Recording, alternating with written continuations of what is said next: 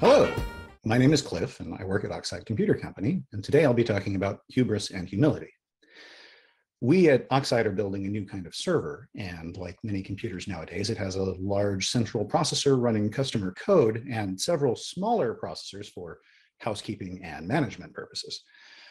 Unlike most manufacturers, we're writing all of the code that runs on those processors ourselves. To keep complexity down, we decided early on to go with microcontroller class processors for all of the smaller supporting cores, such as the ARM Cortex-M series or similar RISC-V cores. What these processors have in common is memory protection hardware, not, importantly, memory mapping or virtual memory hardware.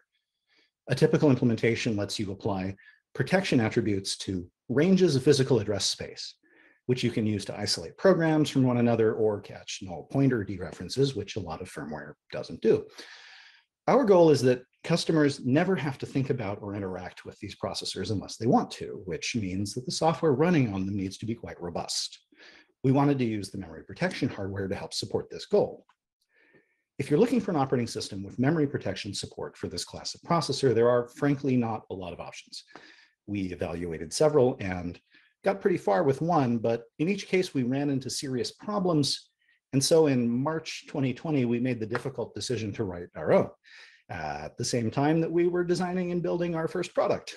And this is kind of unreasonable, but not as unreasonable as it might sound. We expected that the bulk of our time would go into writing drivers. And since we were creating the hardware ourselves, there was no off-the-shelf choice that would save us from that. In addition, by building the operating system and the product at the same time, we could try to avoid speculative engineering and build a system that covered our needs without excess generality. Even so, in recognition of how the project sounded, I named the project Hubris. Today, I'll give a high-level overview of the Hubris system and how its parts fit together, and then dive into the ways that our design goals, our use of Rust, and our discoveries along the way have influenced our design process. So I'd like to start by taking you on a whirlwind tour of Hubris's structure.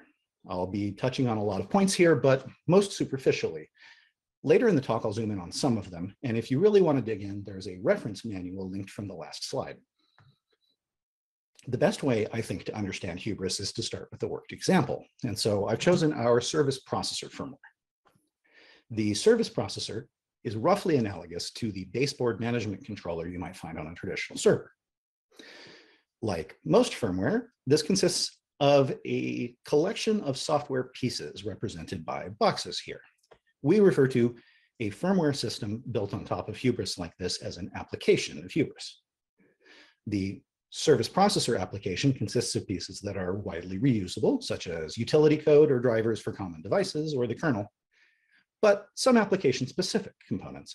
And here we encounter the first thing that makes Hubris unusual in its class. Components such as these are separately compiled and isolated from one another using the processor's memory protection hardware. We refer to these isolated components as tasks.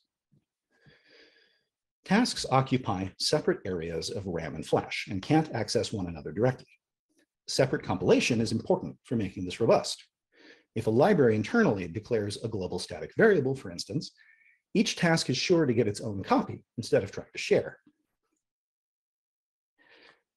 But if every piece of the system were totally isolated from the others, it wouldn't be a very useful system. Application tasks can communicate with one another using a small set of inter-task interaction operations, which together offer something resembling a cross-task call. We informally refer to tasks making these calls as clients and tasks handling them as servers, though in a real system, tasks act as clients and servers simultaneously, forming a hierarchy of task interaction. Several of the tasks shown in this diagram are drivers, which brings us to another unusual aspect of the system. Drivers run in unprivileged mode outside the kernel and are typically isolated in their own tasks. These tasks get exclusive access to any memory mapped registers they require to do their work by way of the memory protection unit and can claim hardware interrupts, which the kernel will then route to the task. All of this is assembled together into a cohesive image by the Hubris build system controlled by an application configuration file. And here we find the third thing that makes Hubris unusual. Hubris is an aggressively static system. The configuration file defines the full set of tasks that may ever be running in the application. These tasks are assigned to sections of address space by the build system and will forever occupy those sections. Hubris has no operations for creating or destroying tasks at runtime. Task resource allocations are determined during the build and are fixed once deployed, taking the kernel out of the resource allocation business. Memories are the most visible resources we handle this way, but it applies to all allocatable or routable resources, including hardware interrupts and memory mapped registers. All of these are explicitly wired up at compile time and cannot be changed at runtime.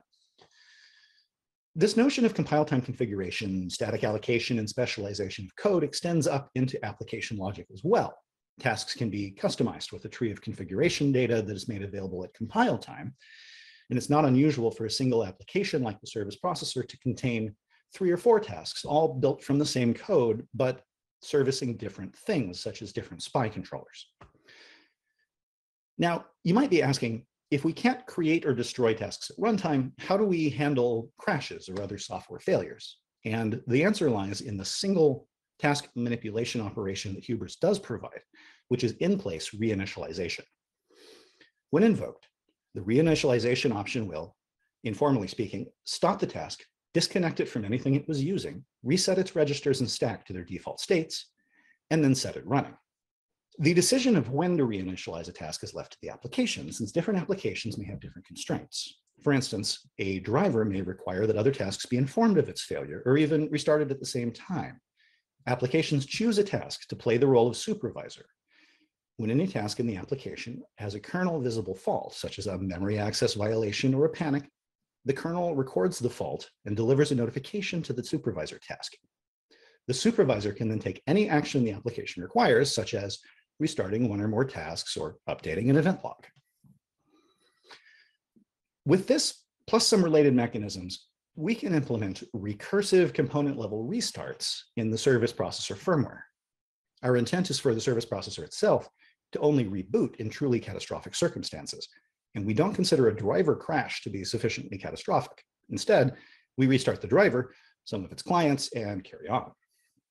Now, memory isolation is key to being able to restart components like this by limiting the blast radius of a malfunction. No matter how corrupt the state in one task becomes, other tasks can expect their state to be okay.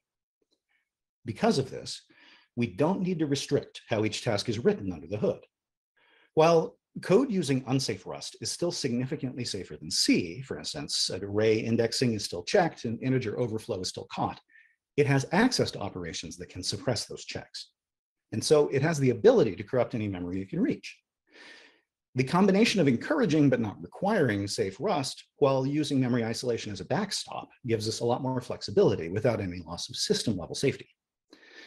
Which is not to say that things never go wrong, just that when they do, it's not a memory safety issue. It's far more likely to be a misread of a component data sheet or a subtle interaction between 2 tasks or a simple logic error. And in these cases, we break out humility. Humility is a Hubris-specific debugger, which we designed and implemented concurrently with the operating system. It can connect to a live target system over JTAG or SWD and provide live views of what's going on inside. Everything from log output to the state of tasks to individual task stack traces and memory dumps. Now, we expect that despite our best efforts, we will ship products containing bugs. And unlike a lot of companies, we don't expect that our products will be permitted to phone home once installed at the customer site. So we've built out core dump support that can capture a complete snapshot of the service processor into a file, which can then be loaded into Humility offsite and debugged should the customer elect to share it with us. So that's the 10-kilometer view of Hubris and Humility. And for the rest of my time here, I'm going to zoom in on some particular areas of our experience that I thought were interesting or surprising. The interaction between tasks and the Hubris kernel is fully synchronous. This is somewhat unusual and has some pleasant implications, both some of which we saw coming and some of which surprised us. First, I'll unpack what I mean by synchronous. As I've described, application code runs in isolated tasks, which communicate with each other and with the kernel by making syscalls. These syscalls perform a complete operation and then return. That might sound natural, but a lot of systems allow programs to queue up work for the kernel to do on their behalf, perhaps receiving some kind of notification when the work is complete. For systems like the ones we're building, this has 4 problems. First, it introduces a queuing problem into the kernel. Sizing such queues, accounting for their resource usage, avoiding starvation, and applying proper back pressure are all difficult problems in real systems. How many asynchronous operations can a given task have in flight? How will it behave if that limit is reached? And will that limit be reached when you're testing the system or only once it's deployed in production? The second issue is that it increases complexity of the system in the last place where you want complexity, which is the kernel. Asynchronous systems need structures for keeping track of in-flight operations, whether that's kernel threads, in-kernel event continuation or completion tables, or similar. Third, asynchronous systems can be harder to reason about. Sometimes the events will complete in the order of issuance, and sometimes they won't.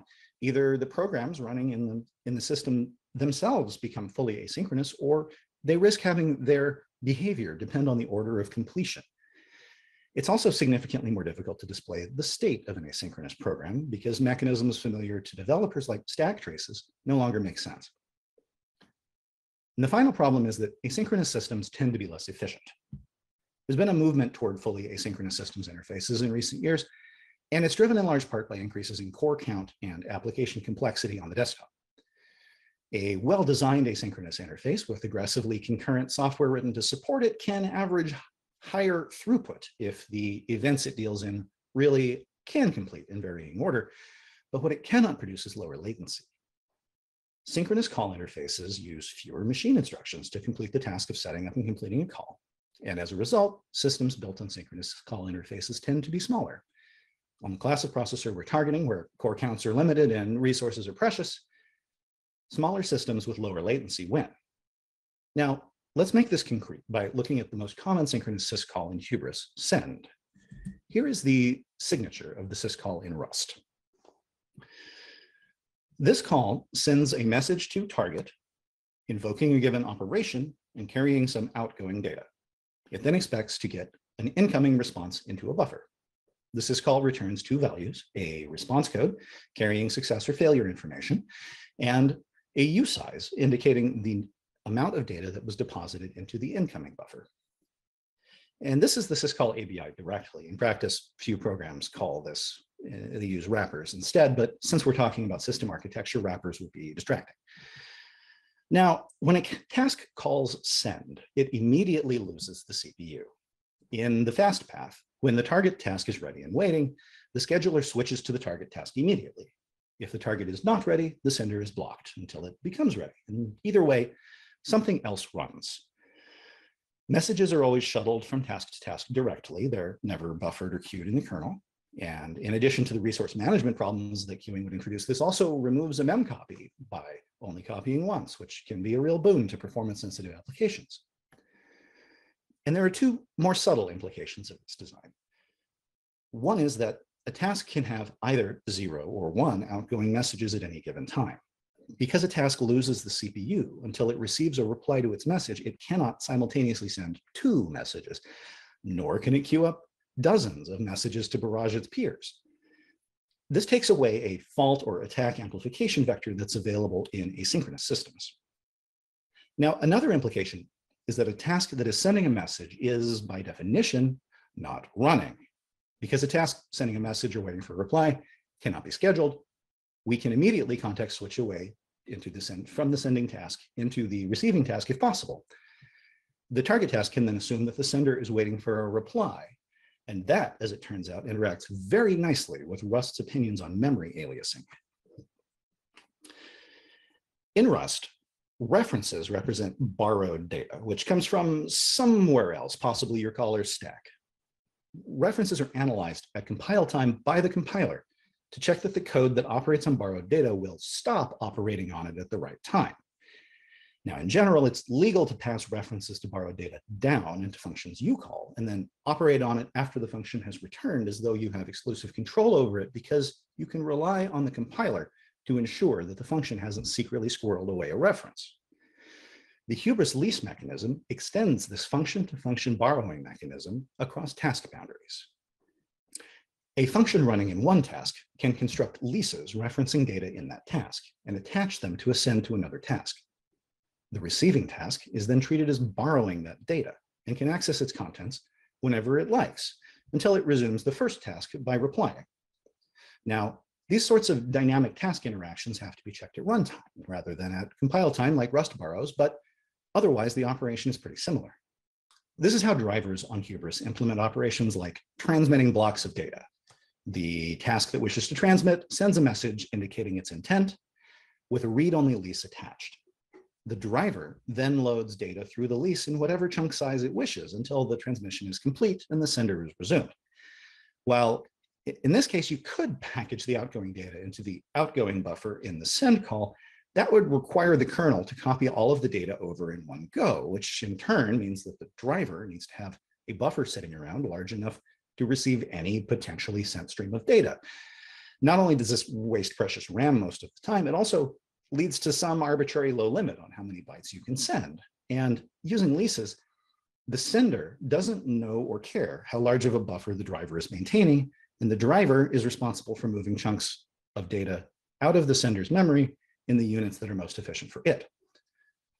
Now, cross-task borrows like this are only safe, both from a robustness perspective and from a Rust memory model perspective, because of synchronous messaging. The recipient accessing data through a lease can be confident that it has exclusive access if required, because the previous holder of exclusive access is stopped. When the borrowing task replies to the message, any leases that came along with it are atomically revoked. This ensures that from the lender's perspective, sharing memory across tasks works identically to passing references into a function within the same task.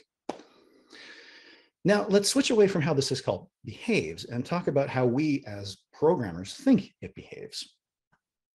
Synchronous systems are easier to understand and build. Most programming in an embedded system basically consists of explaining to a computer how to perform a flowchart. There may not literally be a flowchart, but you want to take a sequence of actions and loops and conditionals and turn it into something the computer can do. And doing this will usually involve building a state machine. Now, I'm using the term state machine in its broadest sense. A lot of embedded software and systems software in general thinks of state machine as a sort of interpreter, either handwritten or tool generated, that under the hood probably contains a state variable and a big switch statement. Now that's one kind of state machine, but we also have a programming language. Programming languages are tools for expressing state machines, and they're quite good at it. When you instead use a programming language to implement an interpreter for some other description of a state machine, you're introducing a layer of conceptual indirection. It takes a reader a lot more effort to work out the behavior of an arbitrary nest of state transition edges than it does to read a while loop. It's also easier to inspect the state of a program once it's written using tools with like stack traces if it's written synchronously. And yet, despite all of this, I've written my share of hand-rolled state machines, some quite recently. Why am I doing this? And the answer is almost always asynchrony. Perhaps your driver needs to be nudged forward in small increments in interrupt context. The way most processors implement interrupts, the handler doesn't have an opportunity to maintain a stack across calls, more or less requiring any logic to be unrolled into an explicit state machine. And the other common reason for me is resource limitations. Maybe stacks are expensive, and I need to multiplex multiple logical processes onto the same physical stack. Each of the individual processes itself could be synchronous, but the combination of processes will be mutually asynchronous, with events coming at uncorrelated times. And so now I've ended up with asynchrony again. Hubris approaches this problem pragmatically. We have attempted to provide a platform where a motivated programmer can entirely avoid asynchrony. Cross-task messaging is synchronous, as I've explained, but that's only part of the problem. The other thing that operating systems often make asynchronous is events like interrupt handlers. So interrupts are, as their name implies, asynchronous in most cases. The Hubris kernel provides bottom half interrupt handler stubs that use compile time configuration information to route interrupts to tasks. Tasks then see interrupts as synchronous events delivered on request. Specifically, anytime the task goes to check for incoming messages, it can pass an optional parameter specifying which, if any, of its interrupts it's also like to find out about. This has turned out to be unexpectedly pleasant. A lot of drivers in our firmware are structured as server tasks, meaning the core loop of the driver resembles in pseudo Rust the listing on this slide. Each time through the loop, the driver receives a message, and dispatches based on the operation that was requested. One message is handled at any given time. Now, altering this driver to support interrupts, say during the process of ejecting the user, can be done two different ways. First, we have the fully synchronous method. Now here the driver is waiting on line 9 for a specific interrupt and will not honor other messages until it arrives. A real driver dealing with real hardware might include a timeout. But either way, this lets the driver author express a sequence of operations that include waiting for interrupts as straight line code. If the driver needs to process other requests while waiting for that interrupt, there's also the semi-synchronous approach. And this is using the fact that interrupt notifications can be opted into on any receive call. So the main match statement processing incoming messages is now multiplexing incoming messages and interrupts that have happened since the last time it checked. Now, I call this semi-synchronous because unlike a signal handler, it never alters the control flow of the code you read on the page. This was an explicit design goal, and it makes writing and debugging interrupt-driven services much easier. Hubris doesn't provide Unix-style and intrusive signal handlers, so by combining these pieces, we have the summary of the task execution model in Hubris. Code you write in a task executes as written or fails. Nothing in the system will arbitrarily alter your program's control flow from what appears on the page, except potentially to stop and restart it from the top. Now, when phrased like that, it seems weird to have to say it out loud. Like, don't all programmers pretty much assume that the code that they write runs the way they wrote it? And to that I say, yes, we absolutely do. And that assumption is often wrong and leads to common classes of bugs, starting with data races and moving on up. Hubris attempts to provide a platform where that reasonable assumption can be maintained. So, for a systems programming language, Rust has an unusually powerful type system, and we've used this to great effect. Let's look at two small examples.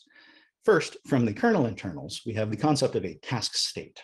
Now, as the name implies, task state is a type describing the state of a task. While Hubris doesn't recognize all that many possible task states, there are still several, some of which have associated data. I'll focus on three potential states today. First, a task may be runnable. Second, a task may be blocked, trying to deliver a message to appear. And finally, a task may have stopped due to a fault. A task in each of these states needs to keep slightly different sets of information around. The runnable state needs just static properties of the task, like scheduling priority. A task that's attempting to deliver a message, a state we call in-send, needs to keep track of quite a bit more. Because it's in that state in the first place, we know it tried to send a message, but we don't know to whom the message was being sent. And we also don't necessarily know where in the address space the message lives. So we have to keep that information around. On the other hand, once a task has hit a fault, we don't need any of that, but we do need information about the fault. We record a fault number from a taxonomy of Hubris faults, and in some cases, additional metadata, like the address of a memory access violation. For various types of kernel-originated software faults, we also record information about why the kernel faulted the task. And then in all of these cases, we also record the state the task was in just before the fault. Now, what a lot of kernels do here is to work out the union of the information required by all possible task states and flatten it out into a struct. In our case, with the information we need to record, it might look something like this. Now, this approach can work, but there are several problems with it. First, it isn't at all clear to a reader which of these fields are valid, if any, and which may contain garbage. Second, the lack of clarity can lead to security and robustness problems. For instance, a task that has died with a fault should not be scheduled. Any outgoing messages it was attempting to send should not be delivered, yet these mistakes can be made quite easily with this flat state representation. Finally, if we wanted to record the task state before a fault, it is not clear what subset of this we would record, and it's definitely not clear how we would handle any field that needs to be both saved and updated for the fault.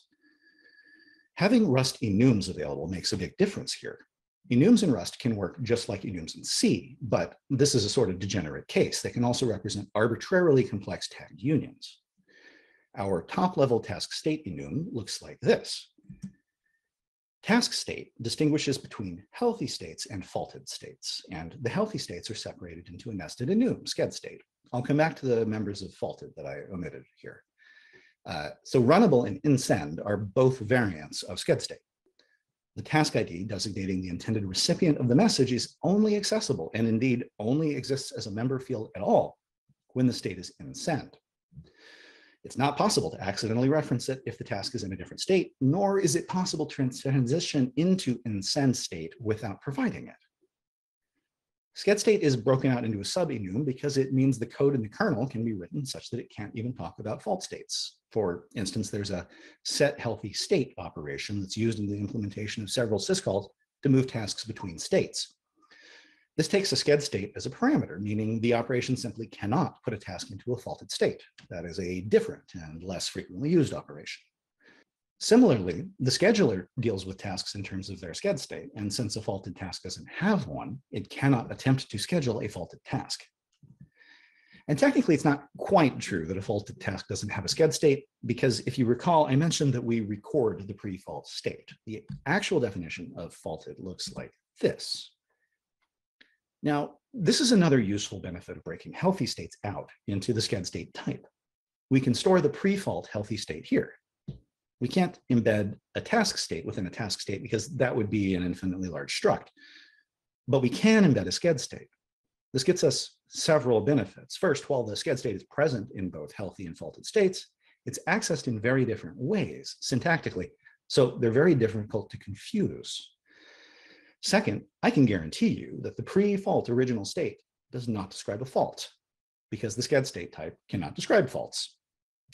Beyond making the code easier to use, being rigorous about which enum variants can appear in different contexts eliminates a bunch of default or don't care branches in switch statements, which is good because these often accumulate bugs, particularly as enums are extended during the life of the system. So that's one example of simplifying kernel bookkeeping using Rust types. And the other example is a case of encoding security properties using types.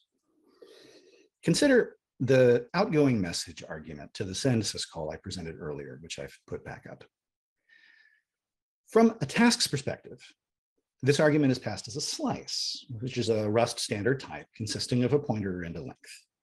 This aspect of send is very much like the POSIX write call, where you give a pointer and a length. While the Rust signature of the syscall takes a slice, the machine level ABI just moves a pointer and length into registers. So it's entirely possible for a misbehaving or malicious task to pass an arbitrary pointer and length. This means the kernel has a validation problem.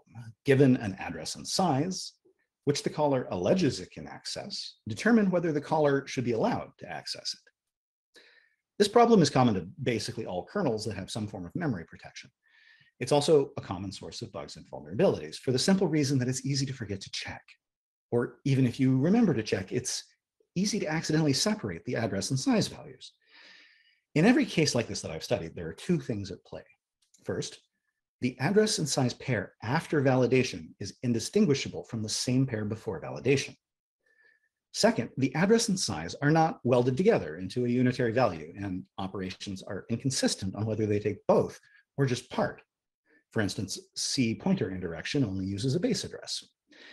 And it's surprisingly easy to solve both of these problems using types. And in fact, we do this all the time in more pedestrian situations. Consider taking a piece of text and trying to extract a base 10 number from it. You would probably use a number parsing routine that's capable of returning either a number or an error indicator if the string isn't a number, something like the top listing on this slide. This isn't the only way to do this. You could also write one routine for inspecting a string and verifying that it contains a number, and then pass the string around, assuring anyone who receives it that it contains a decimal number. Trust me, that's what the second listing on the screen does. Now, the second approach feels weird, and it's worth asking why. As systems programmers, the first objection is likely about performance. Presumably, we're gonna parse that string eventually, so doing a validation step that inspects the text only to later parse the text into a number will probably use more CPU than just parsing it in the first place. But there's another reason it feels weird. And to see why, consider the definition of the operate on function in each of these two cases. In the first case, the code in the function can be assured that n is a valid U32 because, well, it says right there.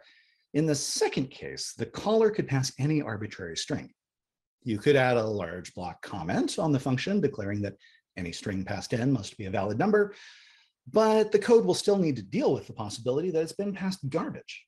Or it could not deal with that and assume its callers have dealt with it, and that's how we get kernel exploits. So I'd argue the second approach feels weird for very good reasons, and you should prefer the first approach. This is a specific case of a more general principle summarized by Alexis King as parse, don't validate. By treating input validation as a parsing problem, we get two benefits. First, by parsing once and returning the result, we avoid accidentally wasting time by validating or parsing repeatedly.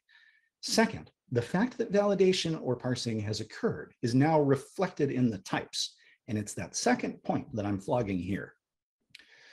Going back to the operate on cases, it's simply not possible for the user to call the U32 version with an unvalidated string because it doesn't take a string, it takes a U32. And this means that the implementation doesn't need to decide between rechecking the input or being the cause of bugs down the road. The caller is working together with the function to move only valid data. So why don't we do the same thing with addresses from user code? Here are typical pointer check calls from the Linux and Windows kernels. If we accept that the key distinction between a parsing operation and a validation operation is that parsing produces an artifact that you didn't have before, typically a change in type, then these are both validation operations. We get no support from the compiler here. You can delete these calls from the program and not get a compiler warning. It's also not at all clear where in the kernel these operations need to be called. Each function must decide for itself whether to spend time in code validating pointer arguments or potentially be the source of bugs in the future when a caller fails to read the block comment. Comments and conventions are great, but they are not machine checkable, and they are a poor substitute for a type system. Both Linux and Windows, to use two examples at hand, have shipped security vulnerabilities related to using these validation operations incorrectly in ways that would have been prevented by rephrasing them as parsing. The easiest way to see this is to consider what would happen if the length is 0. Reading 0 bytes from an address is probably fine, and on Windows at least, probe for read will okay that, independent of address. However, it's super easy to subsequently do this by accident. Note that this code is C, unlike the rest of the code. Any dereference of that user data pointer is a bug, but nothing prevents someone from making this mistake when the length is 0 except code review. Now, consider this hypothetical replacement for probe for read written in Rust syntax. This takes the same 3 arguments, using the same types as C, but the return type has changed. It now returns an option of slice of t, meaning the caller will either get the value none if the check failed or some with a slice. In this case, the slice represents the parse result. It uses the type system to indicate that the memory is okay to access, that it contains a sequence of values of type t, and it is correctly aligned. This also serves to bond the pointer and length together so that they can't be mistakenly used separately or mixed up. If a function needs to reference valid user memory, it can take a slice as an argument. If it's willing to do the validation itself, it can take a pointer and a length. This signature works particularly well in Rust because in Rust, so-called raw pointers like the *const that you see here are allowed to contain arbitrary invalid values, but can't be dereferenced in safe code, meaning the code can pass this pointer value around whether or not it has been validated without risk, since it will not be unexpectedly dereferenced. In practice, you may want to bond that pointer and length together before validating to make them easier to pass around, and this is what we do in Hubris. Here's the actual signature of the equivalent operation in Hubris. This is similar, except that we pass the current task explicitly instead of getting it from some per thread context, and we use a generic uSlice type to capture an unvalidated pointer length pair received from user mode. A uSlice provides stronger guarantees than a raw pointer. It's not a pointer, so you can't easily dereference it even in unsafe code. So why don't we see more of this? I think the reasons are complex, but part of it is that we haven't been talking about this in the systems programming community, which is part of why I'm talking about it today. But part of it is that you can't really achieve this in C, and you can't achieve it robustly in C++. And those have been our only 2 practical options for a very long time. I'm not here to rag on C's type system, so I'll leave the reasons why this doesn't work for a future blog post. But implementing a new kernel from scratch in Rust, you find a lot of opportunities like this for encoding your intended integrity and security properties in the types themselves, so that the compiler can assist you in detecting any violations. Speaking of compiler assistance, there's a subtle Rust thing in this function signature. So because there's a reference, the ampersand on line 2, in both the argument and return type on line 4, the compiler, without further instruction, will connect the lifetime of the two values. And this means that if the try-read call succeeds, returning a slice, the compiler considers the task borrowed until we dispose of the slice. Borrowing the task with a shared reference like this means that most mutation is prevented, and in particular, you lose the ability to change the task's memory map in a way that would evaluate try-read's decision while retaining access to the memory. To do that, you would need to drop the slice, make the change on the task, and then call try-read again to get a new slice, which of course you wouldn't because you just screwed up the memory map. This eliminates a potentially subtle class of bugs and conveniently happens to be the natural way to express this in Rust. Now I'd like to move on to talking about the debugger. At Oxide, we are enthusiastic proponents of hardware-software co-design, treating hardware and software together as an integrated product and making trade-offs across the two. Hubris's design has been influenced by a different form of co-design that I didn't see coming, which is application debugger co-design. We wrote the debugger alongside the kernel, and I want to talk about two aspects of Humility today: how it has changed the operating system and why more people aren't doing this. On the first point, you can get to most of the deep changes that Humility brought to Hubris by starting at console interfaces. Most embedded projects I've worked on have had some sort of a console, often over serial, and it gets used extensively in development, test, and bring up, and sometimes makes it into production. In many cases, it's the only way to verify things like tasks are not getting starved of CPU, for instance. Now, consoles seem simple, but I would argue that this appearance is deceptive as their feature set grows. A typical human-readable console over a UART requires printf equivalent formatting code for strings and numbers. And if your printf complies with the C standard, you've also got floating point formatting code, which is kilobytes of flash space. We haven't even gotten to input yet. Implementing a console in the languages we've traditionally used is also a difficult task because it's so easy to get things wrong. Unless you're fuzzing your console interface, and you are, right? It probably contains buffer overflows, inadvertent acceptance of illegal data, format string vulnerabilities, possibly even stack smashing. Our Hubris-based firmware applications don't have console interfaces. They don't contain printf level data formatting, and they cannot parse command lines. And yet we're not really missing any of the functionality because we've split the task between the application and debugger. We've established a set of interface patterns between the debugger and application, which effectively form a user-extensible kernel debugger interface. I refer to this as the debug binary interface, or DBI. Now, like an ABI explaining how to pass values and find data structures in memory in an application, the DBI explains how to declare variables and types such that the debugger will find them and do stuff. And we're leaving stuff deliberately ill-defined. On the kernel end of things, we use this to print task status information. As you can see on the slide, task index 4, called ping, has failed with the divide by 0, so it might be useful to pull its current stack trace out. Outside the kernel, our supervisor implementation has a debugger interface that lets us request that a particular crashing task be held for inspection. And the list of these goes on to enumerating PM bus devices and the like. Data motion between the target system and the debugger relies on two mechanisms. For target to debugger, we decode data structures directly out of target memory using the dwarf debug information generated by the compiler. For debugger to target, for anything more complex than poke one here to activate, we use Rust enums encoded with serde into a compact binary format, deposited directly into designated areas of target RAM. This means that while we do have a parser exposed, it is machine generated, strict, and difficult to get to, which is at least an improvement. This also neatly resolves a tension that I've dealt with my whole embedded career, which is how much flash should you waste on things that aren't expected to happen in production?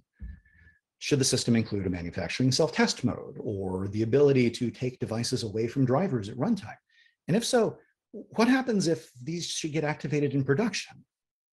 By moving the code out of the firmware, we've answered that question. They won't unless someone has physical access to the JTAG scan chain and has authenticated with the processor to open the debug interface. So having these debug tools that understand your operating system and application has proven invaluable. So why aren't more people doing this? And I think it's for three main reasons. First, it's a domain shift. If your job is to write firmware, writing a debugger may seem like it requires a different set of skills, possibly in a totally different language. Second, it's a bunch of work, and it's not immediately obvious how it helps you get to your deadline faster. One of the shared beliefs that unites us at Oxide is that investing in tools early lets us move faster in the long term, but that belief is unfortunately not universal. Finally, if you wanted to make writing a debugger less work by reusing existing code, existing debuggers are typically not modular and designed for reuse. You cannot, for instance, link OpenOCD's SWD support into a tool with GDB's stack trace reconstruction implementation. You could copy and paste all this code out, but it'd be a significant amount of work to adapt it. Now, if you do decide to write your own debugger, the documentation in this area can be arcane. Dwarf, in particular, has a reputation for being monstrously complex and hard to follow, a reputation that, in my opinion, is only partially deserved. Now, the first 2 points, where writing a debugger is scary to you or your boss and existing debuggers not being reusable, I can't really help with. But for the last point, I can hook you up. We're in the process of refactoring Humility to make its core generic and reusable for any program that wants to parse and understand debug information and the contents of another running program. Of course, we're currently heads down trying to get our first product out the door, so it may be a few months, but it is coming. Now, I could not have pulled this off on my own, and I'm fortunate to work with a wonderful group of folks here at Oxide. I'd like to thank both the core Hubris developers and the 7 or so folks who have taken time away from other parts of our product to improve things over here in firmware land. We've published the repos involved in Hubris development and a draft reference manual. So if you're interested in anything I had to say today or infuriated by it, I'd encourage you to read more at the URLs on the final slide. Hubris and Humility are not done by any means, but they've become very useful for our purposes, and we hope that maybe you'll find them useful too. Thanks a lot.